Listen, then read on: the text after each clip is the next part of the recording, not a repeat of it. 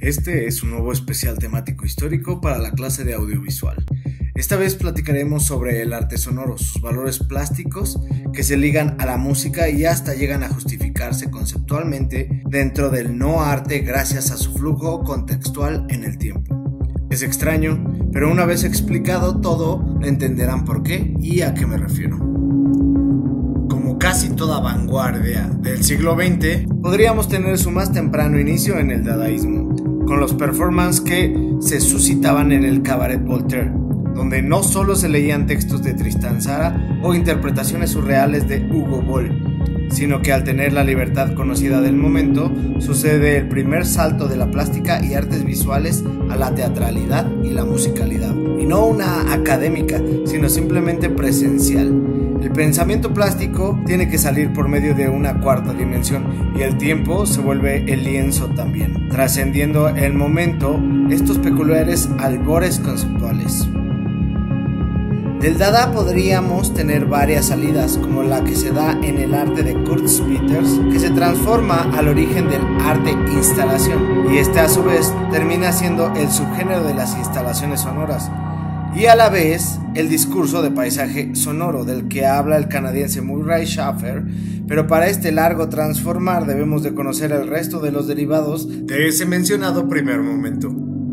Aunque inicié hablando con el dadaísmo, se considera al origen del arte sonoro al futurismo, pero este requiere del dada para existir y por eso decidí no omitirlo. El movimiento también inspirado visualmente en el cubismo, que tendría sus respectivos derivados sonoros directos en obras como el ballet mecánico de Fernand Léger, su influencia en la fundación de la escuela alemana Bauhaus, donde se gestan las exploraciones del artista Moholy Nagy, o hasta puede suscitarse el origen de la escultura sonora iniciada en las obras de Alexander Calder, luego de Tinguely y más tarde de Harry Bertoial. Tiene su oficial origen sonoro en el Manifiesto del Arte de los Ruidos de Luigi Russolo, donde se podría justificar enteramente el estilo del arte sonoro, aun cuando se menciona literalmente como una vanguardia de la posmodernidad. Hasta 1970, gracias a la Sound Art Foundation de William Hellerman. Russolo y su manifiesto sonoro surgen por la pieza Internamuri, que tiene su presentación en el primer concierto, l'arte del rumori, que no solo se considera el primer concierto de arte sonoro, sino también da inicio al noise art o ruidismo, que se consagrará más adelante en las presentaciones Fluxus, teniendo aquí a los principales exponentes a gente como Wolf Bostel, Yoko Ono, Namjoon Paik o Yasunao Ton, pero que haya su plenitud en el trabajo de Yamantaka Ai, con sus destrucciones en vivo y sus boredoms, piezas psicodélicas inspiradas en la cultura pop, el uso de la distorsión y el feedback. Las presentaciones Fluxus son festivales performáticos y de exposiciones que podrían considerarse una segunda ola del dadaísmo, justificada en las nacientes tendencias conceptuales, donde destacaban los performances musicalizados de artistas como Yves Klein. Fluxus no solo incluye a los mencionados artistas noise o a gente como Pike, que inspirará toda la cultura electrónica, sino también a gente cumbre en el desarrollo conceptual como McInnes, Robert Wilson o John Cage, que no solo destaca por su famosa pieza 433, sino el papel que juega como cabeza de Music for Magnetic Tape Project en Nueva York, al lado de artistas sonoros como Earl Brown, Christian Wolff o Morton Feldman, quien destaca por su uso de osciladores mezclados con instrumentos en la pieza Marginal Intersection.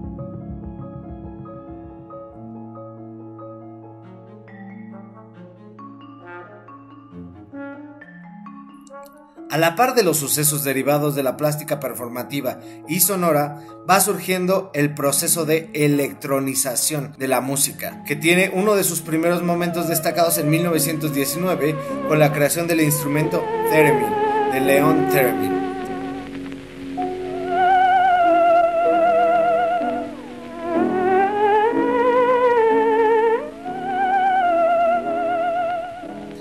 Que inspirará en 1928 a Olivier Messiaen a la creación de las ondas Martenot, más adelante a la creación del órgano Hammond de Lawrence Hammond Y ya en 1964 a Albert Moog para la creación del sintetizador Moog, que no solo contribuirán en el desarrollo musical de la cultura pop con su uso de instrumentos, sino que este inspirará también a artistas de la talla de Pink Floyd o Tangerine Dream. Además de la musicalización de películas, como en The Day the Earth Still Stood, que fue la primera cinta en usar el theremin en su sonido,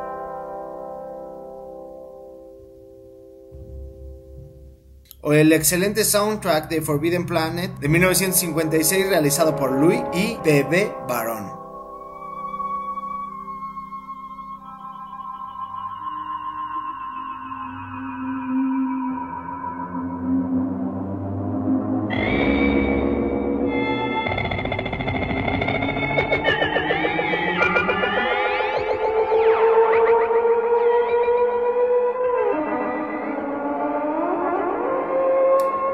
Además de mencionar todo lo que realizó Wendy Carlos en la mayoría de películas de Hollywood más importantes de aquellos tiempos. Ahora, hay que mencionar cómo se van mezclando los sucesos tecnológicos con las necesidades plásticas del momento. Sin embargo, el momento cumbre para la unión de la plástica y de la acústica se da en 1940, cuando nace la cinta audiomagnética. La invención de esta no solo es un paso gigante técnico, sino que da pie a un nuevo movimiento plástico sonoro como nunca antes, pues su plasticidad matérica no solo se prestaba para su libre manipulación sonora y conceptual, pues se podía recortar, reasignar espacios, reconstruir, invertir, etc., sino que también consolidó al arte sonoro en su totalidad. Primero, esta plasticidad ayudó a la formación del arte sonoro estocástico, liderado por Iannis Xenakis, quien le usa para la creación de sus composiciones, que devenirán en el uso de los ordenadores para la creación musical en base a la construcción de algoritmos parametrados, el uso de papel y la regla, literal, y experimentación de las velocidades en base a glisandos o deslizamientos, resultando en piezas clásicas como Metástasis, que inspirarán los trabajos de Max Matthews en 1954 al usar el programa Music de síntesis directa musical, o la pieza Réponse de 1981 del compositor Pierre Boulez, un proyecto para 24 músicos manipulados vocalmente por el programa Sojitel 4X. La cinta audiomagnética también propulsa la obra de Stockhausen, con piezas como Mixtur o Hymnen, que se vuelven cumbres del movimiento avant-garde, que se considera tiene inicio en los cursos de verano de Darmstadt de 1953, las cuales encuentran difusión en la radio de Colonia y cuenta con Henry Pousseur, Paul Groeninger, Herbert Eimert y Karel Goeyerts, padres del sonido digital. Por último, otro momento importante se da cuando a la cinta audiomagnética se le empieza a utilizar en lo que se llamará en 1950 la música concreta, que sí pretende la mezcla de la plástica con la acústica, destacando el trabajo de Pierre Schaeffer y Pierre Henry, sobre todo por la obra Symphonie pour un homme seul, que se gestan en la École Normale de Musique en París, inspirados en la obra de Toru Takemitsu y sus trabajos de 1948 sobre tonos atemperados y ruido a base de tubos,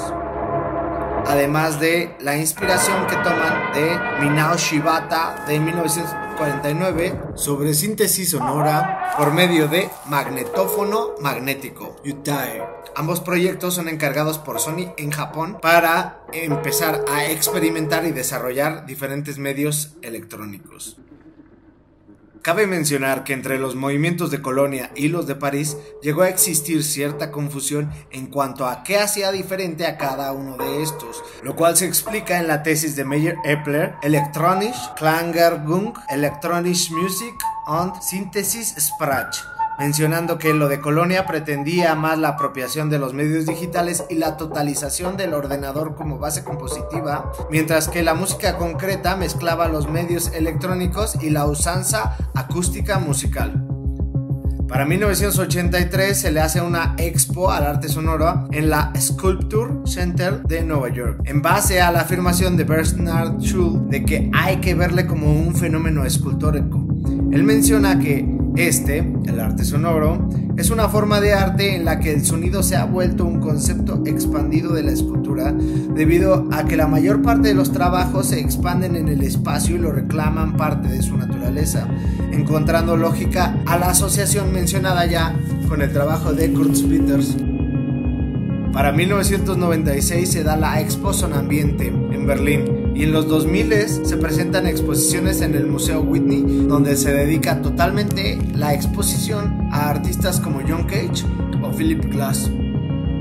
En la actualidad, el arte sonoro se ha vuelto un medio más democratizado gracias al abaratamiento de los medios. Las computadoras se vuelven el medio de expresión sonora más básico, y de las composiciones con samplings hasta la manipulación sonora en tiempo real son medios de expresión del día a día entre las necesidades de expresión artísticas. Existen artistas sonoros como Rogelio Sosa o Arcángel Constantini, entre otros, que lideran la expresión sonora de la actualidad, teniendo discursos tan distintos unos con los otros, pero hallando en el medio electrónico la manera creativa de su elección. Ahora ya saben lo que es el arte sonoro y ya pueden empezar a crear sus piezas mezclando el sonido con la plasticidad visual que ustedes suelen utilizar. Eso es todo por ahora, seguimos conectados.